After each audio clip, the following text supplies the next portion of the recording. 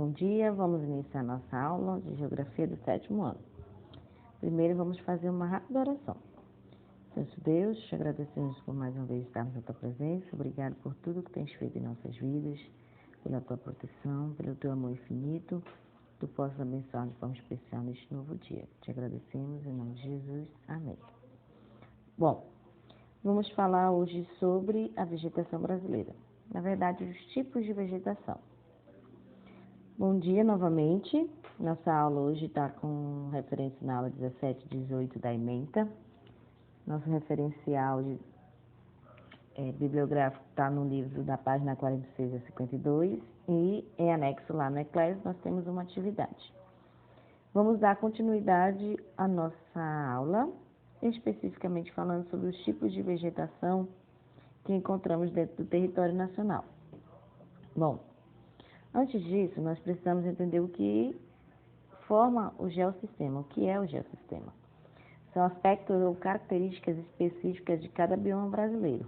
Ou seja, cada um desses biomas, eles levam especificamente as características de relevo, clima, hidrografia e ações antrópicas. O que seriam essas ações antrópicas? São as ações pertinentes ou, no caso, realizadas pelo homem dentro do meio ambiente. Dentre esses aspectos, nós temos aí 6 biomas principais no território nacional: a Amazônia, a Caatinga, o Cerrado, Pantanal, Mata Atlântica e os Pampas. Normalmente, além desses conjuntos de biomas, nós temos também dentro deles algumas paisagens que diferenciam-se ao longo de todos os aspectos determinados pelos o chamado geossistema. Bom, a floresta amazônica ela é considerada a maior floresta equatorial do mundo, apresentando uma densa concentração de matas e também uma grande diversidade de espécies, seja flora ou fauna. A nossa floresta amazônica, ela apresenta 3 formações de matas: mata de terra firme, mata de várzea e igapó. Nessas características aí nós temos a mata de terra firme, como vocês podem perceber pela ilustração, são as áreas onde comumente nós temos matas que se constituem pela formação firme de solo, ou seja, a sua textura, o seu aspecto relacionado ao seu solo, apresenta solidez. Já nas chamadas matas de várzeas, normalmente são em ambientes em que estão mais próximos dos rios.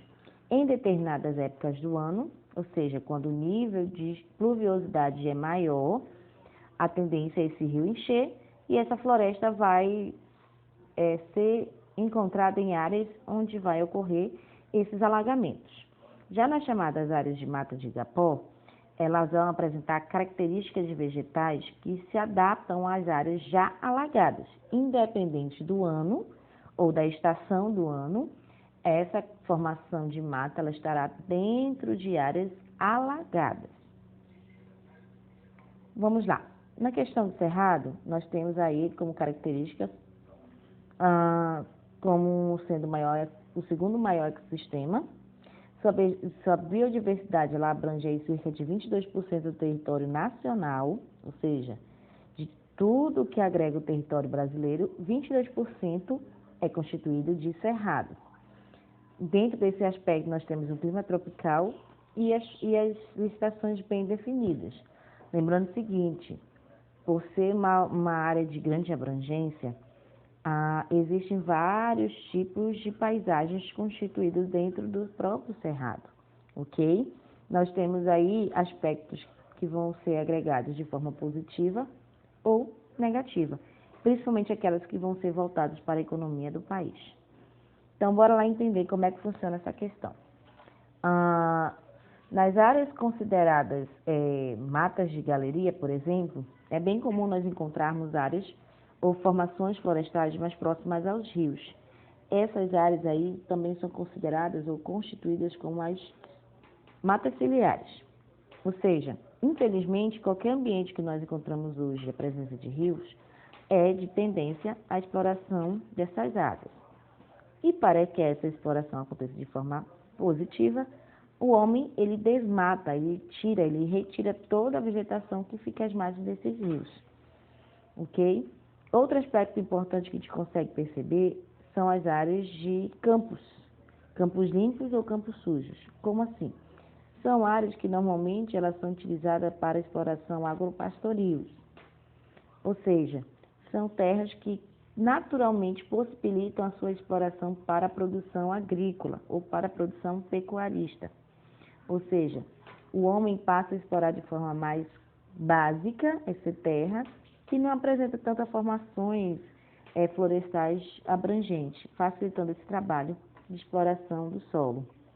Um dos problemas maiores que nós encontramos nessas áreas são justamente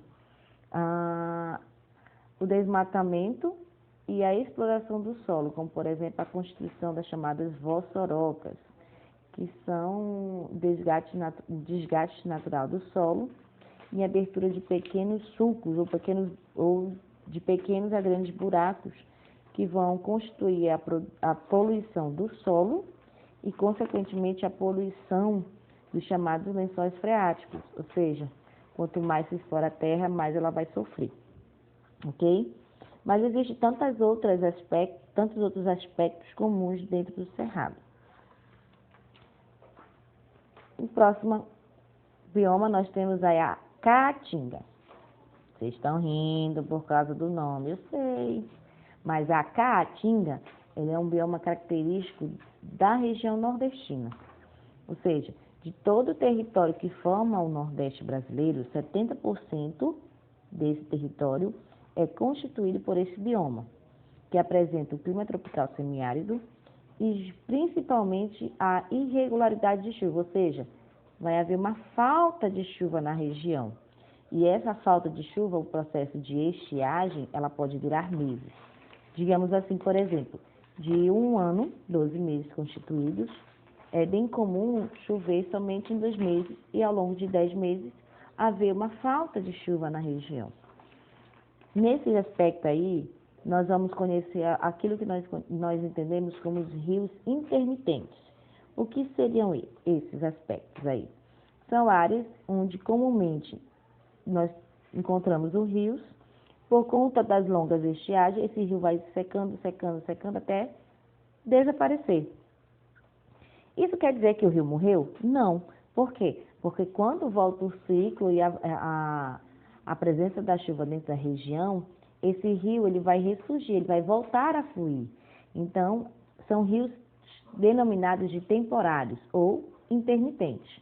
Nessa condição aí, nós temos duas características bastante conhecidas, que são aí o contexto do rio São Francisco e do rio Parnaíba, que, de forma bem específica, vão garantir a presença de água na região, ok?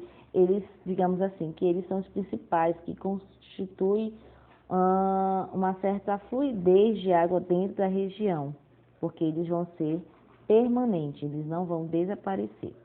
Boa parte dessa vegetação, ela é constituída principalmente desse tipo de planta, são as chamadas xerófilas.